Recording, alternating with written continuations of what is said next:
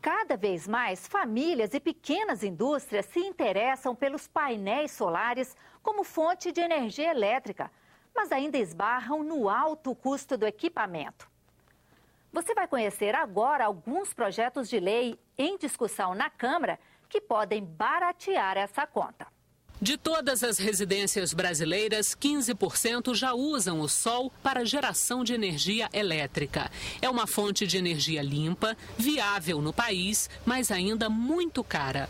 O painel de captação de energia solar mais barato custa hoje em torno de R$38 mil. Mesmo assim, o presidente da empresa de pesquisa energética sinaliza que o alto custo de implantação desse sistema compensa no médio e no longo prazos. Ao nível das residências, né, a energia solar em alguns lugares já é interessante. Por quê? Porque a nível da residência, a energia chega à casa do consumidor com impostos, taxas, ela chega a um valor que às vezes supera R$500 o megawatt-hora. E a esse preço já você tem o painel fotovoltaico, já é interessante. Para incentivar a adoção da energia solar no Brasil, há vários projetos no Congresso prevendo incentivos fiscais para quem optar por essa energia limpa. O deputado Irajá Abreu é autor de um deles e estabelece a desoneração de PIS e COFINS para reduzir o custo de instalação dos equipamentos numa casa. Hoje, isso representa 20% do valor de uma obra. Com esse incentivo, nós queremos que esse custo adicional, esse custo inicial do consumidor possa reduzir para algo em torno de 10% a 12% da obra, para que ele possa ter ao longo de 12 meses ou de 1 ou de 2 anos o consumo da sua energia mais barata, porque vai ser uma energia que ele mesmo vai produzir na sua casa e, portanto, ele não vai precisar gastar com a energia tradicional que é proveniente das concessionárias de concessão de energia elétrica. O deputado Leonardo Gadelha é autor de outro projeto que estabelece deduções na compra de equipamentos e serviços para quem optar pela utilização da energia solar. O objetivo é fomentar a utilização desse tipo de equipamento pelas pequenas empresas brasileiras e pela família tradicional brasileira. Com a consecução desse projeto, nós vamos conceder um rebate de até 5% do imposto devido pelas pessoas físicas e de até 5% do lucro líquido presumido das empresas, das pessoas jurídicas. Além de beneficiar o meio ambiente por ser uma energia mais limpa, o uso da energia solar pode beneficiar o consumidor e o próprio governo. O presidente da empresa de pesquisa energética lembra que a Agência Nacional de Energia Elétrica acaba de aprovar a utilização de um modelo de medidor que vai aferir o que o usuário recebe da rede elétrica convencional e quanto de energia solar foi produzida. A ideia é que o consumidor pague apenas pela diferença entre as duas fontes. E o consumidor vai poder pagar pela diferença. Por exemplo, se você, consumidor, consome 100 unidades de energia da rede e está mandando da sua casa durante um certo período, pode mandar para a rede 60 unidades de energia, você vai pagar apenas por 40, ou seja, pela diferença daquilo que a rede manda para você e daquilo que a sua casa manda para a rede elétrica. Então isso vai ser um mecanismo que permite, em alguns lugares do Brasil, onde a tarifa é mais cara e que a insolação é melhor, de já ser viável a entrada do painel fotovoltaico. Elas costumam ser vistas como as vilãs do trânsito nas grandes cidades e são cada vez mais numerosas. A Comissão de Assuntos Sociais do Senado promoveu um seminário para discutir políticas para o trânsito seguro de motos. O debate reuniu motociclistas, fabricantes de motos e especialistas em tráfego. O Brasil é o segundo país do mundo em vítimas fatais de acidente de moto, atrás apenas do Paraguai. Por isso, o problema vem sendo tratado como epidemia pelas autoridades públicas. Precisamos fazer frente a essa grande epidemia e para prevenir, a gente sabe que a gente não tem vacina, mas a gente precisa mudar comportamentos.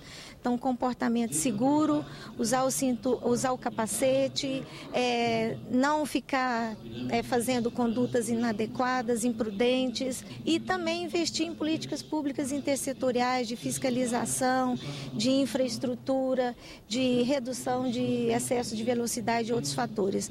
Os motociclistas argumentam que não são os únicos responsáveis pela situação. O poder público, durante muito tempo, tem olhado para o motociclista como um vilão e olhado para a motocicleta como um problema de trânsito. Essa postura do poder público acaba fazendo ele tomar medidas no sentido de combater os efeitos e não as causas de acidente.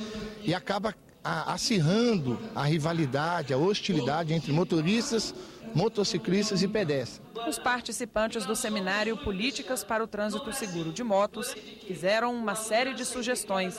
Entre elas, garantir educação sobre o trânsito já nas escolas, rever o processo de habilitação para dirigir uma moto e ampliar a fiscalização desses condutores. Uma das principais queixas foi que falta investir mais na capacitação do motociclista. Temos pensado em algumas situações para que, além da volta das categorias de moto, que nós também consideramos importante, que ele tenha a obrigatoriedade de primeiro ser condutor de veículo para depois ser de moto. Então, são diversos estudos que estão sendo feitos. Realmente é necessário uma preocupação maior em relação à formação, mas essa formação que passa pelo centro de formação também precisa ser melhor dada pelos instrutores de trânsito. O trânsito não pode ser uma guerra selvagem de disputa de espaço. É isso que está fazendo essa mortandade aumentar cada vez mais. É preciso maior civilidade, maior educação e maior respeito. É uma questão de atitude das pessoas. Não adianta fazermos uma lei se a lei não é respeitada. Nos casos de separação, a guarda dos filhos deve ser compartilhada, mesmo que não exista acordo entre os pais. Uma proposta em análise na Câmara modifica o Código Civil para deixar mais clara a prioridade da guarda compartilhada. A ideia é garantir o vínculo afetivo tanto com a mãe quanto com o pai. Gândia é professora de literatura. Fábio é arquiteto. Eles se separaram em 2008 depois de mais de uma década de relacionamento. Enquanto estavam juntos, tiveram uma filha, a Clara, que hoje tem 12 anos. Mas se o amor acabou, a vontade de ficar com Clara não. Por isso, o ex-casal optou pela guarda compartilhada. Às segundas, quartas e sextas, Clara fica com a mãe. Terças e quintas, com o pai. E os fins de semana são revezados. A balança é positiva, né, para o lado da guarda compartilhada. Ela é muito melhor do que, no caso, uma guarda unilateral, né, onde fica só com o pai ou com a mãe, normalmente com a mãe, né, e o pai acaba virando, na verdade, um pai de passeio, né, não vira um pai educador, um pai orientador, né, e não é isso. Eu acho que em nenhum momento o que eu pensava, né, para minha filha. Eu queria realmente estar presente. Atualmente, o Código Civil prevê a guarda compartilhada em casos de separação sempre que possível. Segundo a juíza da família, esse sempre que possível vem abrindo brecha para várias interpretações. Hoje a regra é a guarda compartilhada, a exceção seria a guarda individual. Por essa locução sempre que possível, tem-se entendido grande parte da jurisprudência que seria necessário que houvesse consenso entre os genitores. Para evitar duplas interpretações, um projeto em análise na Câmara retira do Código Civil essa expressão sempre que possível. A ideia é que ninguém possa interpretar que a guarda compartilhada só possa ser concedida se houver acordo entre as duas partes.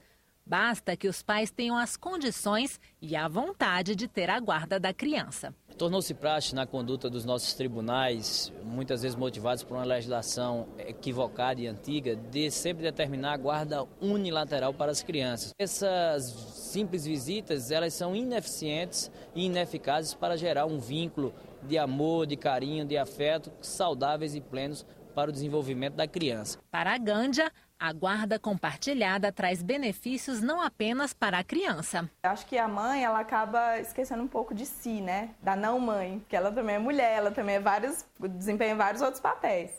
Mas aí eu fui aprendendo a usar esses momentos para mim. Então é até bacana, eu curto hoje em dia.